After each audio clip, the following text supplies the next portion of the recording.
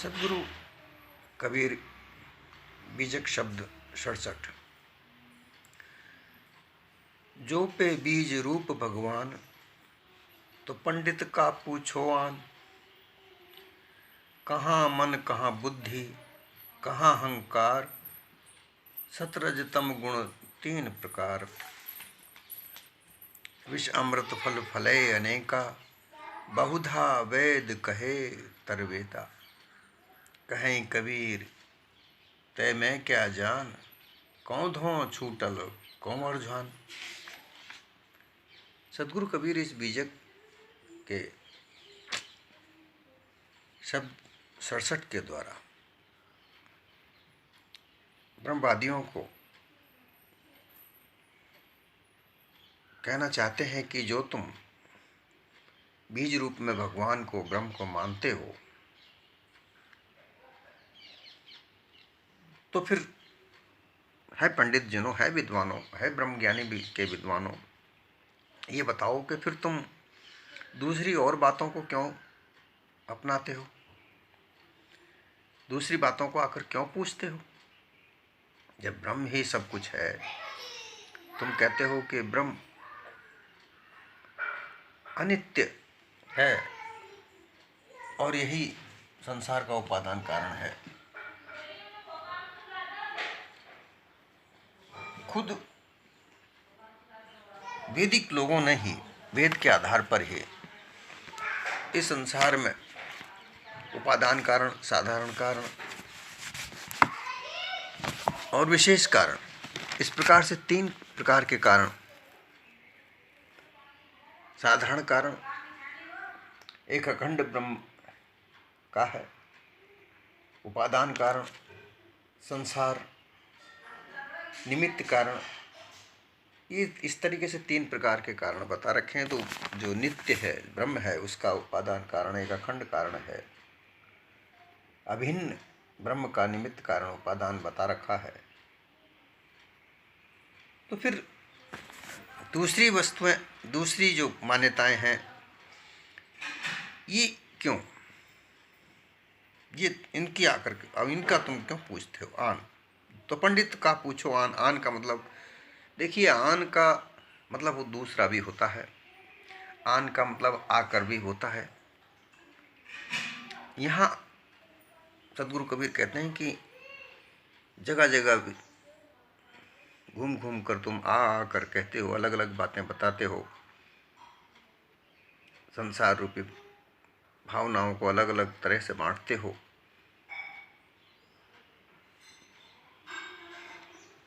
चार वर्णों में मानव समाज को तुमने विभक्त किया, ऊंच नीच पैदा की, जाति विजाति बनाई, कर्म धंधे उनके अलग अलग बांटे। जब सर्व ब्रह्म एक है तो ये क्यों किया, ऐसा करने का तुम्हारा क्या कारण है, ये बात समझाओ हमें। यह समस्त ब्रह्म ही एक है, बीज रूप में ब्रह्म है, उस बीज रूप से ही सर्वस्व पैदा हुआ। तो बीज तो खेत में जब किसान एक बीज डालता है, गेहूं का डालता है तो गेहूं ही उत्पन्न होता है, मक्का का बीज डालता है तो मक्का ही उत्पन्न होता है, दूसरा कोई और उसमें उत्पन्न नहीं होता। तो जब तुम मानते हो कि बीज रूप में ब्रह्म है या ईश्वर है, समष्टि रूप में ईश्वर है, व्यष्टि रूप में जीव उसका अंश है, ऐसा मानते हो, तो बीज रूप ईश्वर से जो व्यष्टि रूप में जो जीव उत्पन्न हुए, 84 जीवाणु उत्पन्न हुई, तो फिर वो एक सी क्यों नहीं हुई। जब ब्रह्म है, तुम कहते हो संसार है ही नहीं, ये तो भास मात्र है, सब कुछ ब्रह्म ही है। तो जब ब्रह्म है तो फिर ये संसार विभिन्न प्रकार से दिखता क्यों है, इसमें तरह तरह के बदलाव क्यों है, ये बदलता क्यों है, ये संसार हमेशा एक सा क्यों नहीं रहता, इसमें रहने वाले मानव मात्र के लिए एक जैसी स्थिति क्यों नहीं है। धन का बंटवारा कर्म का बंटवारा, रहन सहन का बंटवारा ऊंच नीच के आधार पर तुमने क्यों बांट रखा है, ये हमें समझाओ। यहां लगता है कि तुम्हारी बुद्धि कहीं ना कहीं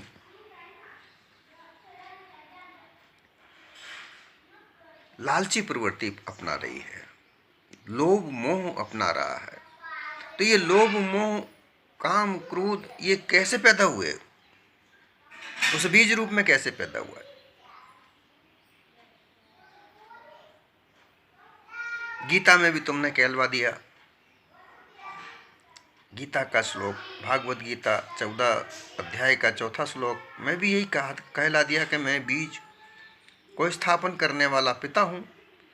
फिर यदि ऐसा है तो तुम्हारा निश्चित सिद्धांत है तो सारे संसार की उत्पादी बहुबंधन 84 योनियां एवं जन्म मरण का संपूर्ण दुख भी उसी के ऊपर भीतर बाहर से लगा हुआ है, ऐसा सिद्ध होता है। वह किसी प्रकार किसी हालत में छूट ही नहीं सकता। अगर ऐसा है, ईश्वर से तुमने खुद कहलवाया है, ईश्वर खुद गीता में कहता है कि मैं बीज रूप में सभी को स्थापित करने वाला हूं, तो ये दुख सुख जो संसार में है ये तो ईश्वर ने ही जब लगा रखा है, बीज रूप में ही लगा रखा, तो फिर ये छूटेगा कैसे? ये छूट ही नहीं सकता।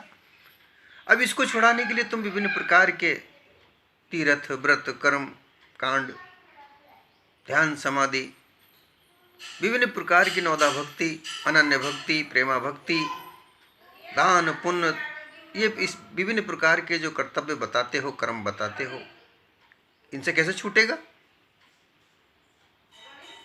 बीज तो बीज ही होता है, बीज से जो जो बीज बोया जाता है वो वैसा ही तो पैदा होता है, और बीज के रूप ही सब के साथ ही ये सब दुख सुख लगा हुआ है, तो ये छूटने का नहीं।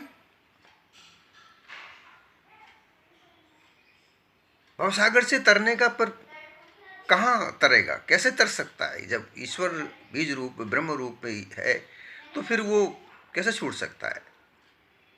सतगुरु कबीर ने इन ब्रह्मवादी विद्वानों से कहा कि तुमने ऐसा संसार में दृढ़ कर रखा है कि जो ईश्वर ब्रज रूप है, बीज रूप है, ब्रह्म रूप है, बीज है, उसी से संसार की उत्पत्ति प्रलय होता है, तो फिर ये छूटने का कारण ही क्या? कैसे छूटेगा, किससे छूटेगा? स्वयं पैदा करने वाला ही उपाधि में है, तो उससे जन्म मरण कैसे छूट सकता है? भव पार कैसे हो सकता है? ये तुम्हारी मिथ्या कल्पना मात्र है।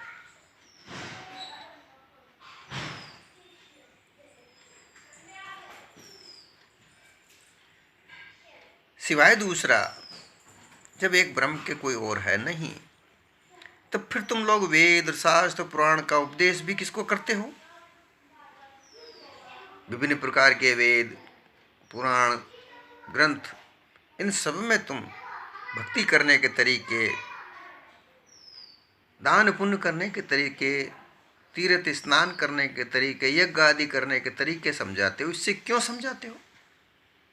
जब छूटने कोई नहीं, दूसरा कोई है ही नहीं, तो उसको ऐसा करने के लिए, मोक्ष बंधन ये करने के लिए क्यों कहते हो? बीज रूप भगवान और वृक्ष रूप जगत होने से कार्य कारण रूप दोनों जड़ ही तो ठहरे।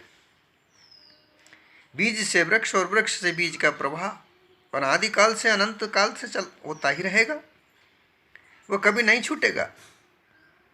बीज वृक्ष का एक स्वरूप सर्वधिष्ठान ब्रह्म ठहरने से संपूर्ण विकार बंधन का मूल कारण भी वही सिद्ध हुआ। जब सभी बीज रूप में है तो मूल कारण तो वही ठहरा ना। दुख सुख का, भव बंधन का, विभिन्न प्रकार का जो मूल कारण है वो बीज रूप ही ठहरा। फिर खंडन मंडन करके तुम क्या कहना चाहते हो? कभी छूट ही नहीं सकता। तुम्हारी वाणी कल्पना तुमको ही काल होकर ग्रस रही है। तुमने जिस वाणी का निर्माण किया वही वाणी तुम्हें खुद उलट कर तुम्हें ही ग्रस रही है, तुम्हें ही भ्रमित कर रही है। और तुम उलट सुलट ज्ञान देते हो। कहाँ मन, कहाँ बुद्धि, कहाँ अहंकार, सतरज तम गुण 3 प्रकार। मुझे ये समझाओ हे ब्रह्मज्ञानी पंडित विद्वानों, जब सर्वत्र ब्रह्म एक है, दूसरा द्वैत कहीं कुछ है ही नहीं, तब मुझे ये समझाओ कि जड़ और चेतन ये दो वस्तु कैसे कहां से हुई? चार खानी के देहधारी अनंत चेतन जीव कहां से आए? स्थूल और सूक्ष्म शरीर कहां से कैसे आए शरीर? और जीवों ने कैसे दोनों शरीर कैसे धारण कर लिए? कहाँ मन कहाँ से आया, कैसे हुआ? और जीव के पास में वो कैसे आया? कहाँ बुद्धि और चित्त कहाँ हुए, कैसे आए? और कैसे ये अहंकार जागृत हुआ? एवं अंतःकरण किसने बनाया, वो कहाँ से आया? ये सब पृथक पृथक किसने नाम बनाए इनके अलग अलग? और इनका भास किसको हुआ? कौन भाषिक है और भास किसको होता है? हे विद्वान पंडितों, जब तुम ब्रह्म एक बीज रूप है, उसी से सर्वस्व पैदा होते हैं, संसार पैदा होता है, जीव पैदा होता है, तो फिर ये विकार कहाँ से पैदा हुए? इसका मतलब तो ये है ब्रह्म भी विकार में है, ईश्वर भी विकार में है, और इस विकार को दूर करने के लिए तुम्हारे पास में कोई सक्षम साधन नहीं है। तुम केवल कल्पना में ही अपनी विभिन्न प्रकार की रोचक वाणियों को बना बना कर संसार को बहका रहे हो, और इस बहकावे में सारा संसार है, और इससे केवल तुम्हारा ही फायदा हो रहा है। तुम्हें खूब धन की प्राप्ति हो रही है, और तुम्हें खूब पूजा जा रहा है, तुम्हें सर्वोच्च पद मिल रहा है, और तुम दे रहे हो और बाकी को सबको तुच्छ समझते हो। ये तुम्हारा मानना बिल्कुल मिथ्या है। सतगुण, रजगुण और तमगुण, ये 3 प्रकार के जो कार्य हैं, ये कैसे? ये तीनों गुण एक तरह से कार्य हैं। रजोगुण सृजनात्मक कार्य, जिनको सृष्टि कहते हैं। रजोगुण बुद्धि से सृजन किया जाता है, विभिन्न प्रकार के कार्य, नए नए कार्यों का सृजन करना, सोचना, विचारना, कैसे कौन सा कार्य किया जाए ऐसा विचारना, ये रजोगुण है। सतोगुण जो सृजन किया जाता है, जो विचार किया जाता है, उस पर तटस्थ होकर उस कार्य को करना, अर्थात उसका संरक्षण करना। और तमोगुण जिस कार्य से नुकसान होता हो उसको त्याग देना, ये तमोगुण। इससे ही सारी सृष्टि की रचना होती है। और तुम कहते हो कि ब्रह्म रचने वाला है, बीज रूप में भगवान है, वो रचता है। ये सब तुम्हारी मिथ्या कल्पना है पंडित जन। इन प्रश्नों के उत्तर यदि जानते हो तो निर्णय करके तो कहो।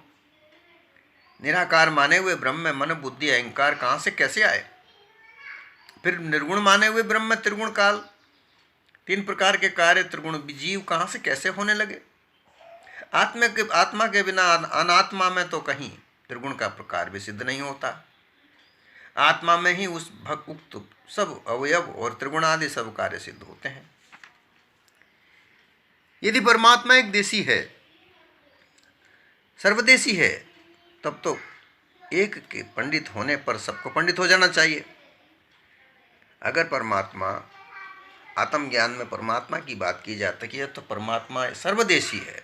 ऐसा कहा जाता है कि वो सर्वदेशी है, अनात्मा एक देशी है। तो वो सर्वदेशी है तो फिर सभी आत्माओं में एक जैसा ज्ञान होना चाहिए। कोई अज्ञान, कोई विद्वान, कोई ज्ञानी, ऐसा कैसे? अलग अलग क्यों? सबकी अलग अलग बुद्धि कैसे कार्य कर रही है? ये बात कुछ समझ से बाहर है। इसका मतलब है कि तुम्हारा सिद्धांत बनाया हुआ सच्चा सिद्धांत, सत्य सिद्धांत नहीं है, क्योंकि जिसको तुम ब्रह्म कहते हो उसको तुम खुद नहीं जानते। तुमने कल्पना मात्र से संसार में एक भूल फैला दी है और उस भूल में सारे संसार को भुला रहे हो। उस ब्रह्म को जानना तुम्हारे बस की बात नहीं रही, इसलिए तुमने विभिन्न प्रकार के षड्यंत्र के द्वारा कर्म कांड, उपासना कांड, ज्ञान कांड, योग कांड, इस प्रकार के विभिन्न प्रकार के साधनों के द्वारा इस संसार को बहका रखा है।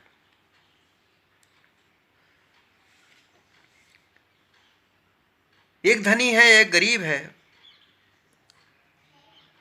ये क्यों है?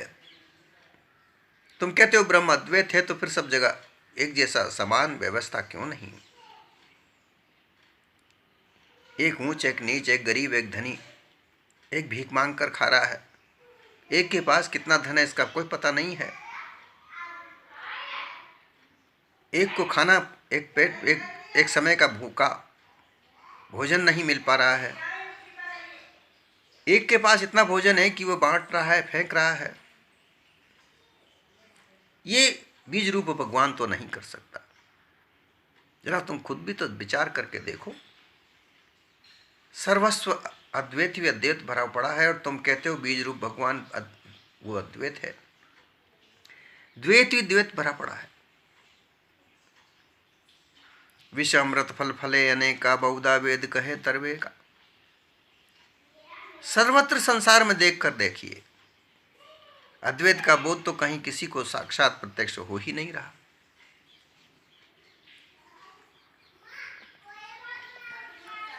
ये कैसा तुम्हारा बीज रूप भगवान है? ये बीज रूप में ब्रह्म कैसा है? जहां अद्वैत का सिद्धांत तुम सिद्ध करते हो वहां से द्वैत द्वैत नजर आता है।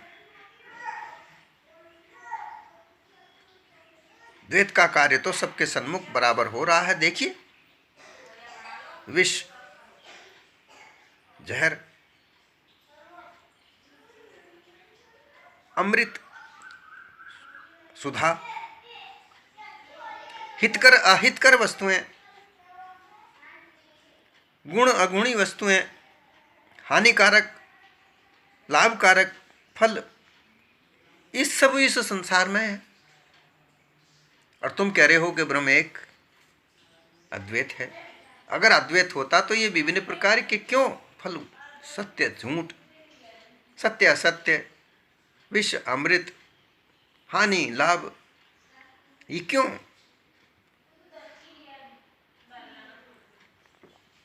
इसका मतलब है तुम्हारा सिद्धांत गलत है। तुमने सिद्धांत मनगढ़ंत बनाया और इस सिद्धांत से केवल तुम्हें ही फायदा हो रहा है। ये गलत है।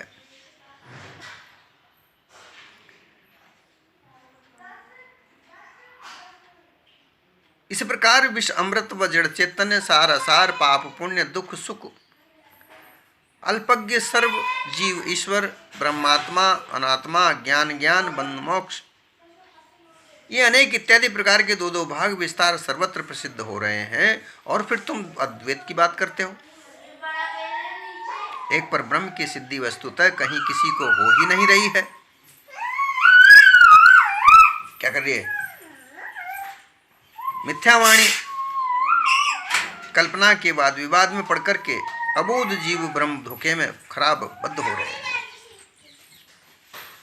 अक्सर करके बहुत प्रकार के वेद, चारों वेदों में भी वेदवादियों ने तरबे का, भवसागर से पार उतरने का उपाय भी अनेक प्रकार से कहा है और कहते रहे हैं। सो वेदांती लोग भी बहुधा तरने का उपाय करते हैं।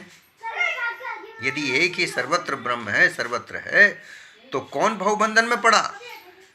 फिर कौन तरता है? कौन तरने की बात करता है? क्यों तरने की आवश्यकता हुई? क्यों वेद उपदेश देता है कि भवसागर से पार हो? यदि द्वैत का भास ही नहीं होता है तो कहो अद्वैत का उपदेश किसने, किसको, कैसे किया? अद्वैतवादियों का निज चेतन स्वरूप पारक का बोध सर्वथा नहीं हुआ। ये बात सिद्ध होती है कि जो तुम्हारा सिद्धांत है वह एक मात्र काल्पनिक विचार है। इसमें ना कहीं सत्य कुछ, ना लेश मात्र भी नहीं है। ब्रह्म ज्ञान का सर्वोच्च स्तर है। ब्रह्म विद्या, 14 विद्याओं के अंदर ब्रह्म विद्या भी आती है। यह विद्या ज्ञान प्राप्त करने का सर्वोच्च स्तर है, इसके अलावा कुछ नहीं। इससे अपने निज स्वरूप की प्राप्ति हो सकती है, लेकिन अगर वेदांत के आधार पर निज स्वरूप की जीव प्राप्ति करता है तो वहां झाई होती है मायावी, क्योंकि ब्रह्म में ही माया है। जिसे बीज रूप कहते हो वो ब्रह्म या ईश्वर, वो मायावी, माया उत्पन्न करने का बीज स्थान है। वहां से माया उत्पन्न होती है और वो माया अपने विभिन्न प्रकार के रूपों को दर्शाते हुए प्रकट होती है, संसार में फैली हुई है। उसके दृश्य स्वरूपों को देख देख कर यह चैतन्य स्वरूप जीव अपने आप को भूलता है और ज्ञान को प्राप्त करते हुए ज्ञान की सर्वोच्चता को प्राप्त करता है। उसी को ब्रह्म कहा है। लेकिन तुमने उस सिद्धांत में तुम ब्रह्म ही हो ये कहकर उसे भुला दिया। अर्थात जीव चेतन, जीव ज्ञानाकार है, ये सत्य है, लेकिन ज्ञान उसको नहीं। वो तो ज्ञानाकार है, जो ज्ञानाकार है उसको ज्ञान काहे का? वो तो स्वयं ज्ञानाकार है, वो सर्वस्व ज्ञाता है। परंतु तुमने बीज रूप कहकर उसे भुला दिया और उस भूल में सारा संसार पड़ा हुआ है। इस भूल को मिटाने के लिए ही सतगुरु ने पारक सिद्धांत का निर्माण किया। जड़ चेतन दो वस्तु अनेक, आदि अनादि हैं, इनका कोई नहीं बनाने वाला। चेतन जीव सर्वस्व अपने आप में आप है। ये ज्ञान स्वरूप है, ज्ञानाकार है, तटस्थ है। ब्रह्म ज्ञान, आत्मज्ञान, ईश्वर ज्ञान की मान्यताएं इसी को तुमने लगाई हैं। तुमने ही इसको भुलाया है और भुलाकर संसार में बरगलाया है और इसके भूलने से तुम्हें फायदा हो रहा है। और तुमने इसको विभिन्न प्रकार के ऊंच नीच की जाति में बांट दिया, कर्म में बांट दिया। इस संसार के इतने टुकड़े कर दिए, इस मानवता के इतने बड़े टुकड़े कर दिए कि आज भी सर्वस्व दुख ही दुख फैला हुआ है। और इस दुख का निवारण तुम्हारा ब्रह्म ज्ञान नहीं, तुम्हारी मान्यताएं नहीं, पारक सिद्धांत को जानने के बाद, निज स्वरूप की प्राप्ति के बाद किसी और अन्य वस्तु की, काल्पनिक वस्तु की जानने की आवश्यकता नहीं रह जाती।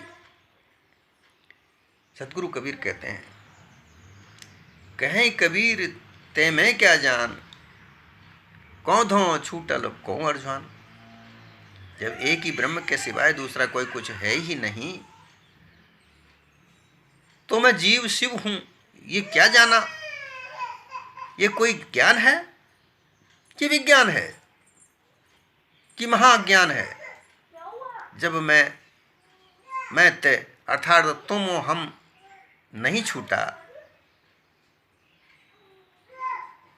ब्रह्म ज्ञान के ज्ञान में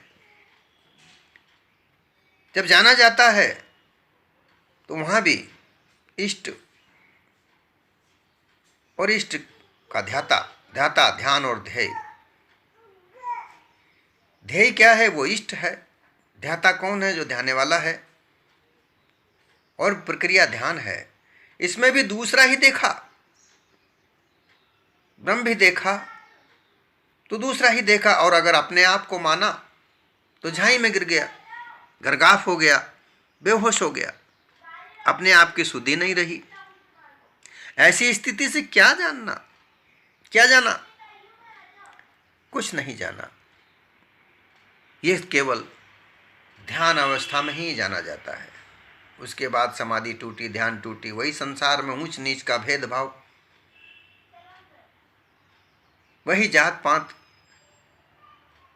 फिर वही राग द्वेष, अध्यारोप, अपवाद का खंडन मंडन, ये सब संसार में बना हुआ है। संप्रदाय प्रचार, मंदिर, मस्जिद, इनका प्रचार करना, अपने अपने धर्म का बढ़ावा देना, आपस में द्वेष भाव रखना, नफरत का प्रचार करना, ये सब क्या है?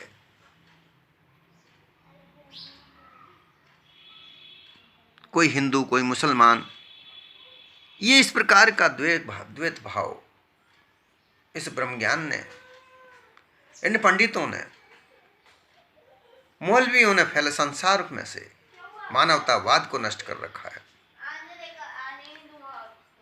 केवल एक मानवता इस संसार में है। आप सोच के देखिए कि जितने भी धर्म ग्रंथ बने, चाहे वो यहूदी हो, फारसी हो, इस्लाम हो, ईसाई हो, हिंदू हो, मुस्लिम हो, ये सब ने मानवता के प्रति, इन महापुरुषों ने, जिन्होंने भी ग्रंथ रचे, उन्होंने महापुरुषों ने मानवता का प्रसार प्रचार करने, मानवता का संरक्षण करने के लिए ही तो कुछ सिद्धांत उत्पन्न किए।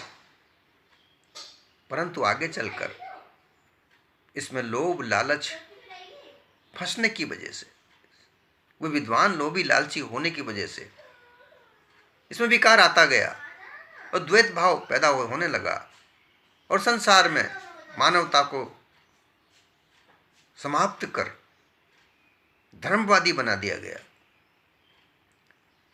धर्म तो मानवता है। मानवता, सदगुरु कबीर ने वही मानवता का उपदेश किया। मानवता है तो धर्म है, और मानवता ही नहीं तो कैसा धर्म?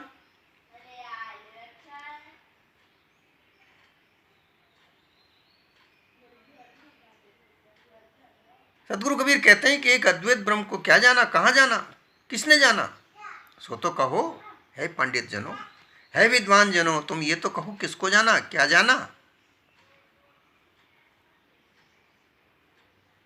तय मैं, तुम और मैं छोड़कर अगर ब्रह्म कहते हो, ऐसा कहते हो, तो दोनों में चेतन को छोड़ जाने पर जड़भास, अध्यास, बहुबंधन के सिवाय और बाकी क्या रह जाता है? ब्रह्म ज्ञान को क्या जानना चाहिए? कुछ भी नहीं। अद्वैत में जरा कहो तो सही के भव बंधन से कौन छूटेगा, कौन मुक्त होगा और कौन उलझता है? ये इसका जवाब तुम्हारे पास नहीं है, क्योंकि तुम जान ही नहीं पाए। ब्रह्म एक बहुत बड़ी खाई है, झाई है, जिसमें तुम सबको पटकते हो, जहां कुछ नहीं है। गाफलत है। जिस तरीके से शराबी नशा करके नशे में पड़ जाता है, उसी तरीके से जड़ अध्यास होकर चेतन जीव को तुम डाल देते हो और फिर उसे परमहंस की पदवी देते हो। सारे पुरुषार्थ को व्यर्थ करके। ब्रह्म ज्ञान एक ऐसा है कि दिन भर चावल को भूसी से अलग किया, चावल कूटा गया, चावल और भूसी अलग अलग की गई, शाम पड़ी, दोनों को एक कर दिया। बड़ी विद्वानता से, बड़ी मेहनत से ब्रह्म ज्ञान को प्राप्त किया, और जब ब्रह्म ज्ञान प्राप्त हुआ तो कह दिया कि सब कुछ एक ही है, सब मिला दिया। ऐसी व्यर्थ गर्गाफ, ये उलझान एक बंधन ही है, महाबंधन है। ये उलझान, ये भ्रांति महाबंधन है। इस बहुबंधन से जानकर कौन छूट सकता है? सदगुरु ने कहा, सर्वप्रथम तो साधन चतुष्टय होकर विवेक विचार वैराग्य धारण करके जगत ब्रह्म को एक